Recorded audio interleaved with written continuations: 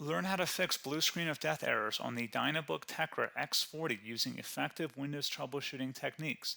This guide will help restore system stability and performance. So while you're performing updates, you're getting an IRQR not less or equal message, K-mode exception not handled, kernel data in page error. A lot of errors pertain to this problem, and we're going to go ahead and jump into what should hopefully be a pretty straightforward process, guys.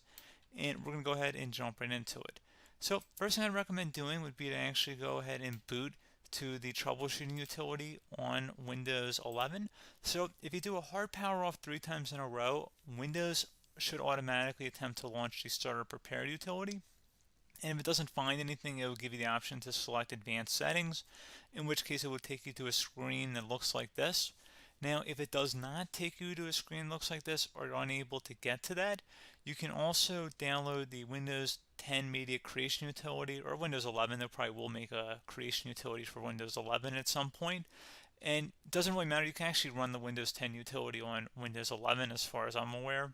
And you should be able to run the troubleshooting utilities built in within it. So you just would go ahead and download it to an ISO file and then burn it to a DVD or USB. It'd have to be about 4 gigabytes or more. It couldn't be a small USB flash drive, and it couldn't be a CD. It'd have to be a DVD. And then you boot your computer from it. So depending on the computer manufacturer, you'd have to tap a different key on your keyboard in order to launch that menu, in order to select what boot drive you want to go off of. So it could be anything between the escape key, F2, F8, F12, for example. And those are the function keys on the top of your keyboard. So you may have to just do a little bit of trial and error. Shouldn't take you more than a couple minutes. Googling it would probably be best before you even begin. But anyway, we're ready to go ahead and jump right into it. So we're on the choose an option page. So these will look very similar whether you're booting from it directly within Windows itself, or if you're plugged in a USB flash drive with the media creation utility installed and you selected the recovery option. So when you are setting up your Windows 11 installation or Windows 10, depending on the drive you're using, there should be an option to repair your computer in the bottom left corner of the dialog window, one of the first screens that comes up. You go ahead and select that, and then it would take you to a troubleshooting screen like you see here. And you want to go ahead and select troubleshoot, reset your PC, or see advanced options. And then there are going to be a whole bunch of options in here that we're going to explore in today's video. The first one, we're going to actually go underneath advanced options and then select startup prepare, fix problems that keep Windows from loading. So go ahead and select that first.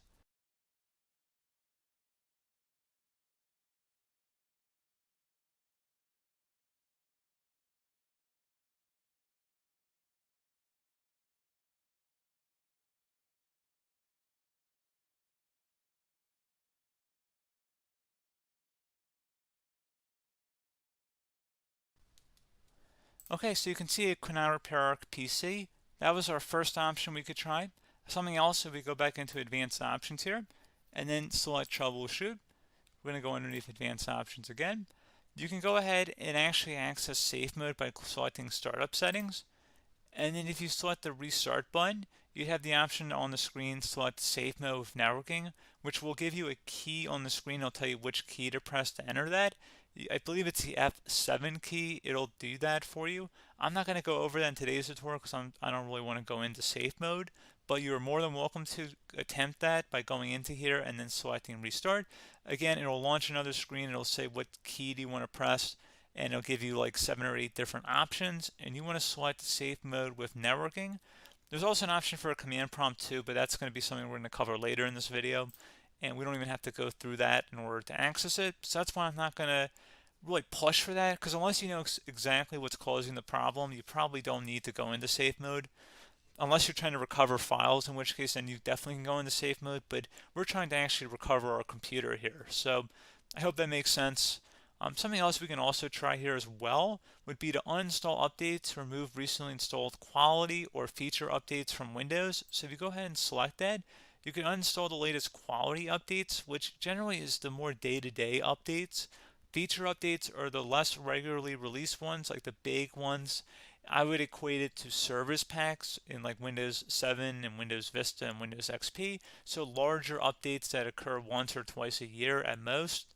And the quality updates are more just a regular update. So probably obviously depend. It'll take longer if you're going to try and uninstall the latest feature update versus quality update, and maybe you don't need to go back that far. So just giving you guys a couple of pointers with that. Something else you can also look at here, and we're going to jump into the command prompt in a little bit, but you can select System Restore, which will use a restore point recorded on your PC to restore Windows. And this is something I would highly recommend here, guys. So select Next. Assuming you have a restore point saved on your computer, you go ahead and select the most recently created one, and you'll select Next, and then you'll select the drive. You shouldn't actually have to select the drive. You can scan for affected programs, but we're going to keep it all default here, and then we're going to select Finish. So once started, System Restore cannot be interrupted. Do you want to continue? I think we're going to select yes. I don't think we have anything better to do on our computer right now, so just give it a moment here to initialize. It will take a couple minutes to run, obviously depending on how large your hard drive is and how much is saved on the System Restore point. So just give it a couple minutes here.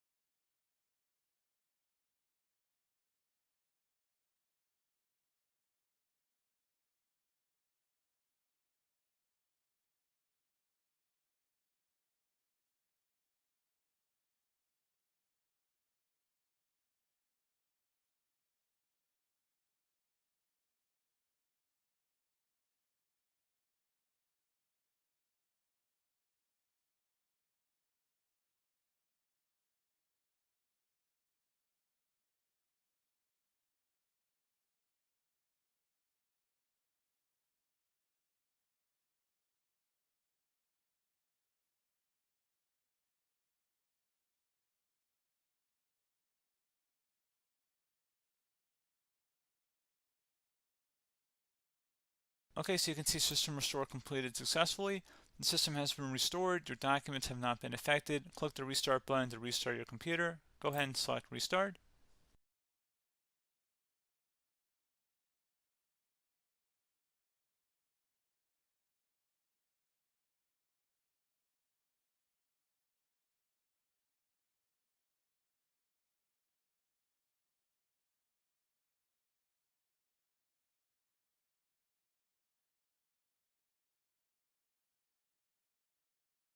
Okay, so you can see the system has been restored successfully.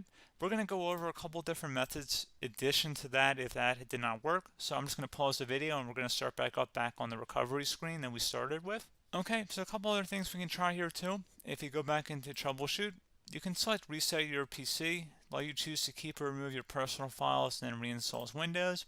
You can select to keep my files, which will remove apps and settings but keeps your personal files.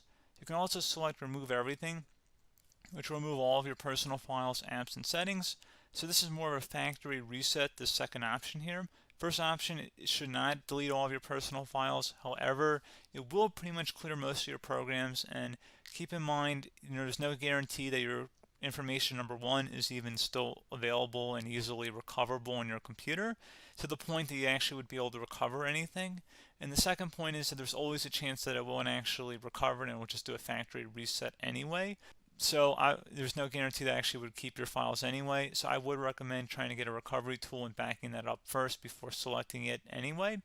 But again, those are a couple of different options. And then something else you can try here if you go back to the choose an option. Another option, if you go underneath choose an option and select troubleshoot, advanced options, and now select where it says command prompt. Okay, so the first thing we should do is type our main hard drive here. In most cases, it should be the C drive. So you just do a C colon and then hit enter on your keyboard. So once you're underneath the C drive, we're going to type in dir and then hit enter on your keyboard. It should have program files, users, and Windows all in there. That's how you know you're in the right directory.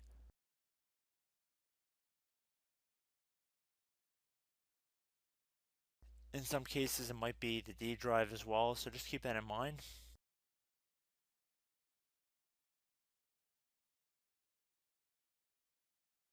Next thing we're going to do is type in cd space / Windows / system32 / config, and then you're going to hit enter on your keyboard.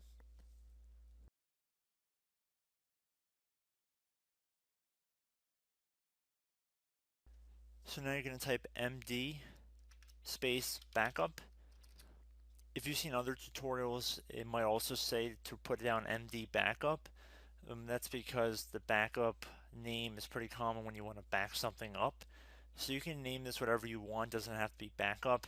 So if you've already made a backup folder in the past, you could do backup 1, for example. So once you're done setting the name you want the backup to be called, hit enter on your keyboard again.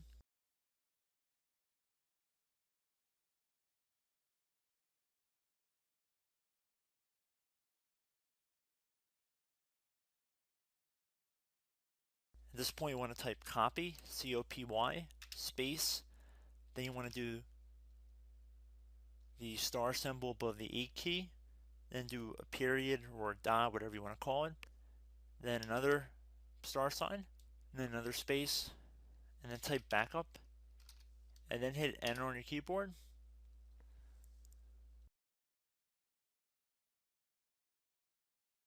Now you want to type cd reg back, REGBACK, and then hit enter on your keyboard. So now that we are under the reg back, so now you want to type dir again, and then hit enter.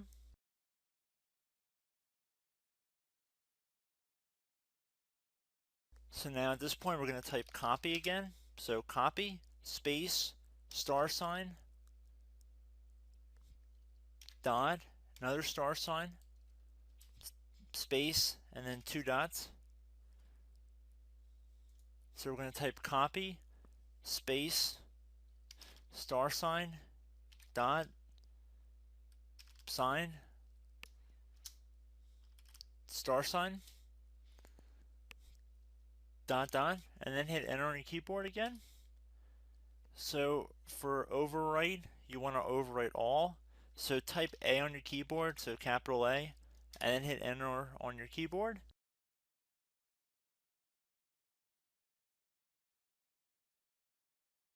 So at this point you should be good to go. You can close out of the command prompt window, and if you accidentally continue to Windows 10, you should be all set. So I hope one of these 3 or 4 different methods we went through in this tutorial helped you guys out. Again, I'm not sure if you guys heard me earlier, but try to go back into your safe mode if possible and uninstall any programs you know might be conflicting with the Windows startup if you can get into safe mode. So just keep that in mind. Something very simple like that could be blocking up everything. So again, I hope this tutorial helped you guys out, and I will catch you in the next tutorial. Goodbye.